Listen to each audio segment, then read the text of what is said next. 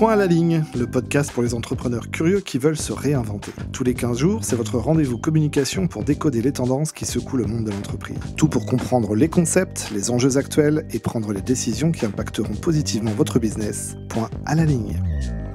Bienvenue dans ce nouvel épisode de Point à la ligne, dédié aujourd'hui à la marque employeur. Un terme que vous avez déjà forcément rencontré, lu ou entendu, mais savez-vous de quoi il s'agit précisément ?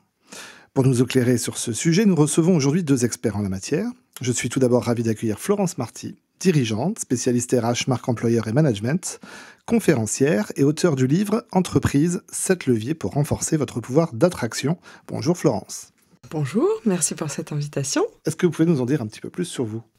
Alors déjà, je suis co-auteur de ce livre avec Christelle Defoucault et Laurence Tetrel. Je suis une ancienne DRH et je suis une spécialiste du coup des ressources humaines et du management. Notre deuxième invité, je suis heureux d'accueillir Gilles Roger, président du cabinet de recrutement Source, qui accompagne les entreprises dans leurs besoins en recrutement, vente, finance et technique. Bienvenue à vous Gilles. Merci pour l'invitation, bonjour. Est-ce que vous pouvez nous en dire un petit peu plus sur vous également ? Recruteur depuis quelques années dans les RH, le recrutement, le travail temporaire depuis 20-25 ans.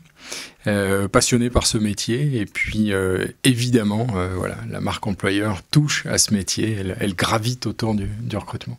Merci à tous les deux en tout cas et bienvenue. Moi je suis Jérôme Grenier, votre hôte, et ensemble nous allons explorer les arcanes de la marque employeur. Imaginez un monde où les entretiens d'embauche ressembleraient à des auditions de talent, un monde où les entreprises séduisent et inspirent. Asseyez-vous confortablement, ouvrez grand vos oreilles et préparez-vous à plonger dans l'univers passionnant de la marque employeur. C'est l'heure de briller sous les néons du recrutement et de la rétention des talents. C'est parti. Alors avant de commencer, qu'est-ce que c'est que la marque employeur ? C'est vrai qu'on en entend beaucoup aujourd'hui. Qu'est-ce que c'est, au fond, que la marque employeur ? Bon, de manière très originale, j'ai imprimé une des premières pages de notre ouvrage et la définition qu'on a pu vous proposer et qu'on peut proposer, c'est la marque employeur est l'image que véhicule une entreprise auprès de son marché, donc non seulement ses prospects, ses clients, ses candidats, mais aussi ses collaborateurs, non plus au travers de ses produits ou de ses services, mais au travers des femmes et des hommes qu'elle attire, qu'elle recrute, intègre, fidélise, fait évoluer, laisse partir, parce qu'il y a aussi cette notion-là, et évidemment dont elle fait des ambassadeurs. D'accord. Gilles ? Très juste, très juste. Pas grand-chose à rajouter ? Non, mais c'est ça, c'est effectivement comment j'attire et comment je fidélise, qui sont quand même les deux grandes notions de la marque employeur. Alors qu'est-ce qui la rend si importante aujourd'hui, cette marque employeur ? C'est déjà que c'est très visible. En fait, c'est quand anciennement, en fait, les entreprises travaillaient leur communication, leur marketing, le maîtrisaient même au travers, justement, de leurs produits et des services. Aujourd'hui, du fait notamment des réseaux sociaux, les entreprises, elles subissent un petit peu ce qu'on dit sur elles sur les réseaux sociaux.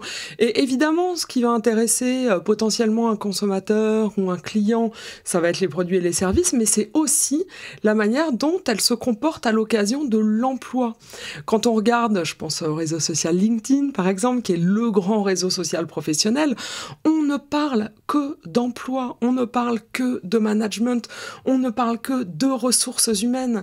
Donc aujourd'hui, une entreprise, elle peut se promouvoir, certes, grâce à ce qu'elle peut proposer à ses clients, mais elle se promeut aussi grâce à ce qu'elle fait, en fait, et à la manière dont elle se comporte avec ses candidats et ses collaborateurs. Donc c'est très important, même pour le business. En fait, ce qui la rend aujourd'hui extrêmement prégnante, la marque employeur, c'est que le rapport de force s'est inversé entre candidat et employeur. Ce qui fait qu'aujourd'hui, les entreprises, alors j'ai une expression un peu toute faite, mais qui dit qu'aujourd'hui, on est passé d'un marché de sélection à un marché de séduction. Mais les entreprises sont véritablement aujourd'hui dans une obligation de séduction, ce qui fait que la marque employeur, en fait, a une part extrêmement importante maintenant dans le rapport entre je recherche un candidat, je veux séduire un candidat, et le candidat qui dit moi j'ai à choisir entre 2, 3, 4 possibilités, où est-ce que je vais ? Alors, Gilles saura peut-être mieux que moi, mais aujourd'hui, je crois que c'est quelque chose comme 70 ou 75% des candidats qui regardent quelle est l'irréputation ou la réputation de l'entreprise avant de postuler. C'est-à-dire qu'il ne s'agit pas juste de proposer une offre. Aujourd'hui, effectivement, c'est de la séduction, mais pour le coup, ce sont les candidats qui sélectionnent les entreprises dans lesquelles elles ont envie de travailler. Et en fait, si on compare à un comportement, là encore, de consommateur qu'on a tous, qui est par exemple de choisir un restaurant. Bon, je sais pas en dessous de combien d'étoiles vous n'allez pas réserver. Moi, en dessous de 4, je regarde pas. Voilà. S'il y a suffisamment de commentaires en dessous de 4, je regarde pas. Et j'ai envie de dire que 4 étoiles, quand on va sur des sites en fait, spécialisés dans la notation des entreprises, c'est un petit peu ce qu'il faut à minima pour commencer en tous les cas à séduire les entreprises. Mais c'est ce que dit les candidats, pardon. Oui, mais c'est ce que dit Florence, c'est-à-dire qu'aujourd'hui les candidats sont surinformés, c'est-à-dire que l'information elle est aujourd'hui partout en ce qui concerne les entreprises. Donc on parlait de LinkedIn tout à l'heure évidemment, qui est le réseau social sur lequel on peut trouver énormément d'informations, mais on a aussi Glassdoor, on a aussi le site internet par exemple des entreprises, on peut avoir, on googleise comme on dit aussi, enfin voilà, ça veut dire qu'aujourd'hui les candidats quand ils arrivent dans une entreprise, pour un entretien de recrutement par exemple, ils sont surinformés, c'est-à-dire qu'ils arrivent face aux recruteurs, ils ont toutes les informations, toutes, donc si on revient effectivement sur ce qu'était la définition tout à l'heure de la marque employeur que donnait Florence, effectivement, ça nécessite beaucoup de transparence et surtout de bien expliquer qui on est, ce qu'on fait, pourquoi on le fait, voilà. Ça nécessite aussi de bien se comporter avec les gens en fait. Surtout. C'est-à-dire qu'on sait aussi, globalement, alors bon, selon les articles, ça peut varier, mais globalement, on s'exprime 7 fois plus facilement négativement que positivement.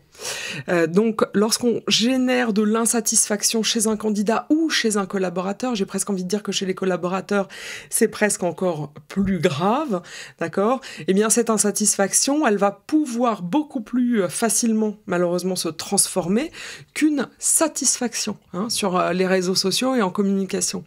Et en fait, globalement, il y a 2 types de personnes qui n'hésitent plus aujourd'hui à communiquer sur l'expérience qu'ils ont vécue à l'occasion de l'emploi. Ce sont les candidats qui sont écartés du poste, voilà, et ce sont les collaborateurs qui sont sortis de l'entreprise. Donc, j'ai envie de dire que si on veut soigner sa marque employeur, certes, il va falloir faire attention aux candidats, mais aussi à ceux qu'on ne souhaite peut-être même pas rencontrer, c'est-à-dire que dès l'envoi du CV, il va falloir réfléchir à la manière dont on peut quand même créer un lien, traiter avec respect, avec considération, si possible, ces candidats. Et puis, il va aussi falloir soigner, parce qu'on parle beaucoup d'attractivité et de fidélisation, mais il faut aussi soigner la sortie, parce qu'aujourd'hui, c'est très important de conserver, en fait, un bon relationnel avec les collaborateurs.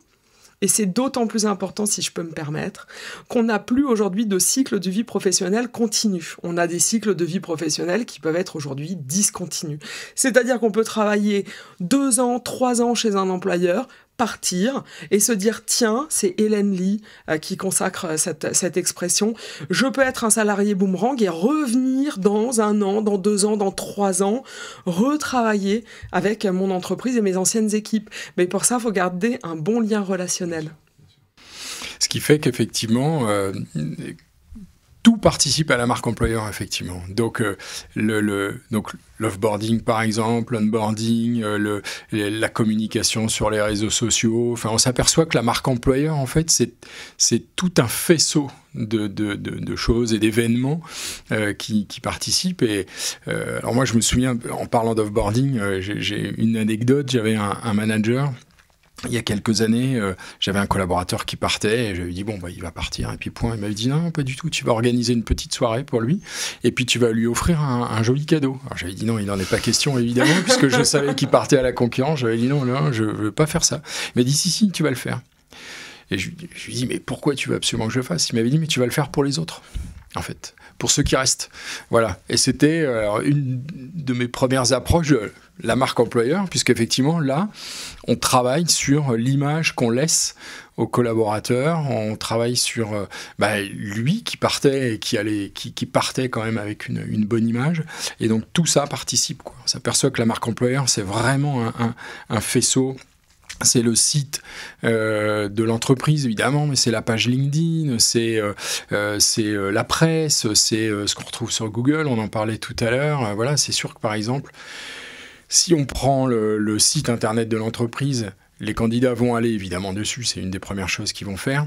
Ils trouvent dans la page actualité, la dernière actualité qui date de 2021, bon ben voilà, là, le premier mauvais point. Enfin bon, voilà, c'est toutes ces choses-là. Comment la culture d'entreprise, elle influence cette marque employeur, justement? Alors, est-ce que c'est la culture d'entreprise qui doit influencer la marque employeur ou l'inverse? Le souhait d'améliorer sa marque employeur qui peut éventuellement influencer la culture d'entreprise? En fait, quand on parle de marque employeur, ce qu'il faut bien voir, c'est que toutes les entreprises ont une marque employeur, qu'elles le veuillent, qu'elles ne le veuillent pas, elles vont en avoir une. Cette marque, elle peut être positive ou négative. L'idée de se dire « je travaille ma marque employeur », oui, ok, mais ça ne veut pas dire qu'à un moment donné, elle est optimiste, qu'elle rayonne, qu'elle va se déployer positivement sur les réseaux sociaux.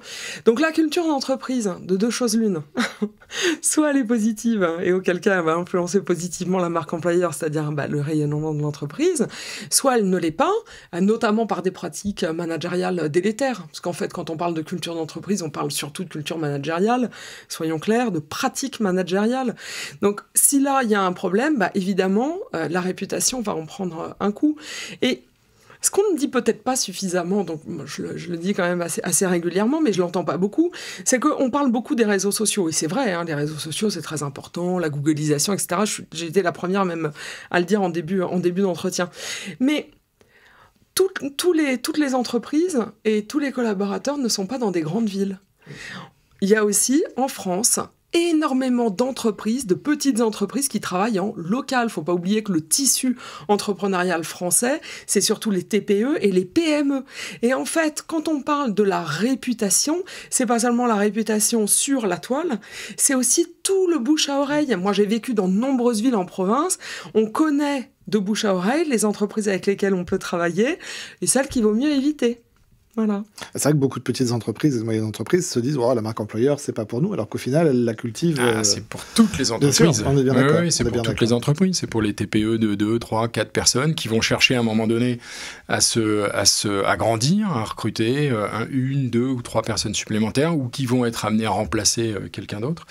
Donc voilà. Et c'est aussi évidemment pour les grosses entreprises qui, elles, je pourrais dire se battent un peu entre elles, mais c'est-à-dire qu'évidemment, d'une grosse entreprise à une autre, quand le candidat doit choisir vers qui il va aller, et voilà, la marque employeur, effectivement, participe à ça. Ouais. Justement, quels sont les points positifs à travailler sa marque employeur, à travailler, parce qu'en effet, on peut avoir une marque employeur, en effet, on parlait de réputation tout à l'heure, c'est-à-dire une marque employeur qui nous échappe, entre guillemets, mais comment on la travaille positivement, cette marque employeur? Je pense que la première des choses, c'est de raconter l'histoire, c'est-à-dire de raconter on parlait tout à l'heure de culture, voilà, mais c'est ça, quelle histoire on raconte, déjà. Je pense que c'est vraiment la première chose.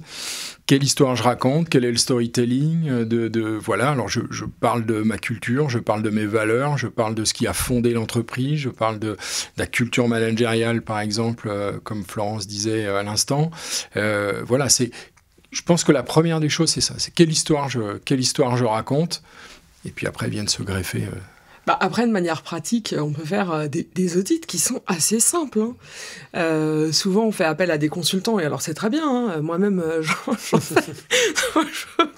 Je veux pas non plus me tirer une balle dans le pied, mais on peut assez simplement faire son propre audit. On reprend, si vous achetez l'ouvrage, vous reprenez les 35 thèmes qui sont dans le livre, et puis vous allez identifier 3 choses. Alors, si on dit, par exemple, le recrutement, on va dire l'attractivité, c'est-à-dire avant l'intégration, l'entretien, qui va être une étape très importante et qui va influencer globalement ce que les candidats vont penser de nous, l'intégration, et puis après, on va parler à des, admettons, fidélisation et puis offboarding. On va se donner ces thèmes-là. La manière dont on peut faire très simplement un audit, c'est on se met à quelques-uns autour de la table et on se dit, voilà, sur tel sujet, quelles sont mes pratiques RH et managériales qui sont fortes et positives ? C'est-à-dire, qu'est-ce qui nous distingue, qu'est-ce qui nous différencie, quels sont les sujets sur lesquels on est fort. Deuxième catégorie, c'est quels sont les sujets où on est un peu... je dirais un peu en ventre mou, c'est-à-dire on est un petit peu comme tout le monde, on est un peu moyen, ou alors on a des pratiques qui sont disharmonieuses dans la société, surtout si on a une entreprise multisite, qu'est-ce qu'on pourrait encore améliorer, mais bon, c'est pas vraiment nos forces, et puis bon, c'est un peu du Lego légal, ok, très bien. Et ce qui va être très important d'identifier, ce sont toutes les pratiques qui représentent une nuisance pour l'entreprise. C'est-à-dire, par exemple, j'ai mes candidats, je reçois mes candidatures, est-ce que je réponds à 100% des candidats ? Voilà. Si la réponse est non, là, vous pouvez cocher la case nuit à ma réputation, d'accord ? Une fois que et cet audit-là, on va le faire sans culpabilité, voilà, très tranquillement, on va se dire les choses. Ça, c'est clairement, on le fait pas. Voilà. Donc vous allez lister ça. La première chose qu'il faut faire, c'est éliminer tous les risques de nuisance. Ça, c'est la première chose à faire. Ensuite, c'est comment je valorise mes forces, et notamment comment est-ce que je le transforme en communication, comment est-ce que je communique en interne, comment est-ce que je communique sur les réseaux sociaux, et puis sur les pratiques RH et managériales un peu plus traditionnelles, éventuellement, est-ce qu'on pourrait se distinguer autrement, ou comment est-ce que je pourrais harmoniser de manière à augmenter un petit peu... la qualité j'ai envie de dire, de la prestation que je délivre à mes collaborateurs et à mes candidats. Oui, alors sur les points faibles, effectivement, il faut les travailler, il faut bien les regarder, bien les analyser pour pouvoir effectivement les éradiquer. Et après, comme en sport un peu, c'est-à-dire travailler sur ses points forts, s'entraîner sur ses points forts, continuer sur les points forts, puisque c'est ça aussi en général les points forts qui font, alors évidemment la force de l'entreprise, mais qui font la culture de l'entreprise et qui font effectivement l'histoire de l'entreprise. Donc il faut travailler très très fort là-dessus. Est-ce que vous avez une anecdote particulière sur la mise en place d'une stratégie de marque employeur ?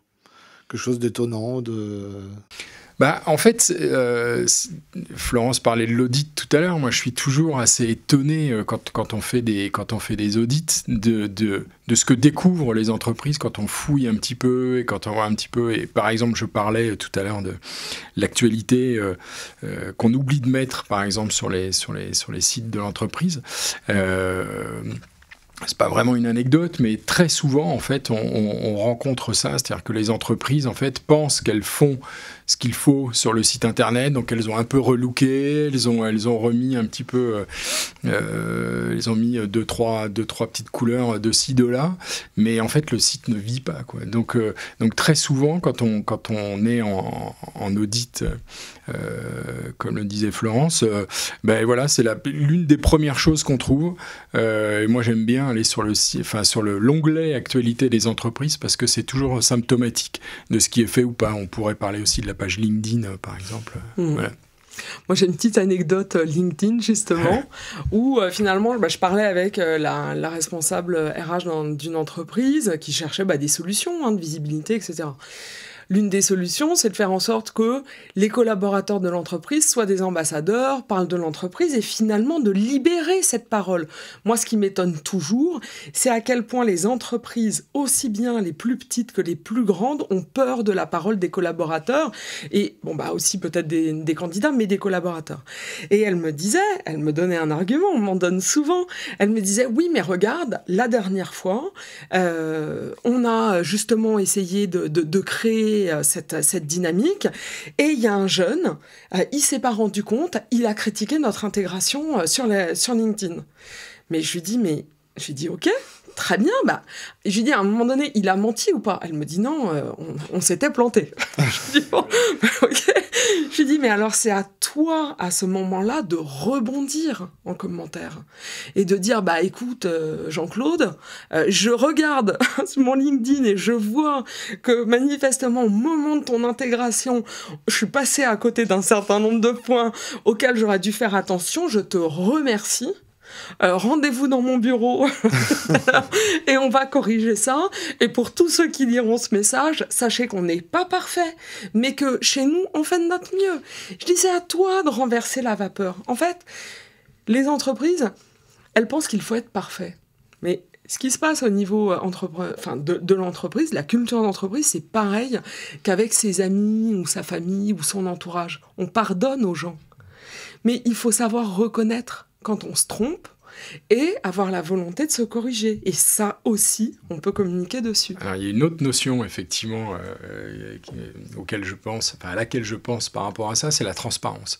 C'est-à-dire que, en termes de marque employeur, et ça rejoint effectivement ce que dit Florent, c'est-à-dire qu'on a souvent l'envie de masquer un peu les choses, de dire ah ben non, ça il faudrait pas le dire, ou ça ça se retrouve sur LinkedIn par exemple et il aurait pas fallu et tout. Mais au contraire, comme de toute façon les candidats ou les salariés ont accès, pas à tout, mais quasiment à tout, puisqu'ils peuvent même aller maintenant sur société.com, récupérer les bilans de l'entreprise, etc., voir comment ça se passe, et bien effectivement, il faut être transparent, il faut dire les choses, il faut être ouvert et ne pas avoir peur, effectivement, de s'exposer et de dire, bah oui, ça, on ne l'a pas bien fait, voilà comment on va le corriger ou voilà comment on va essayer de le corriger. Merci à tous les deux. Nous arrivons déjà à la fin de la première partie de cette émission dédiée à la marque employeur. À vous qui nous écoutez, un grand merci de nous avoir suivis. J'espère que vous y voyez un petit peu plus clair déjà sur ce sujet passionnant. Merci infiniment à Florence Marty et à Gilles Roger. Ça a été un plaisir de vous recevoir et de vous écouter. On se retrouve très très vite pour la suite de cet épisode de Point à la ligne.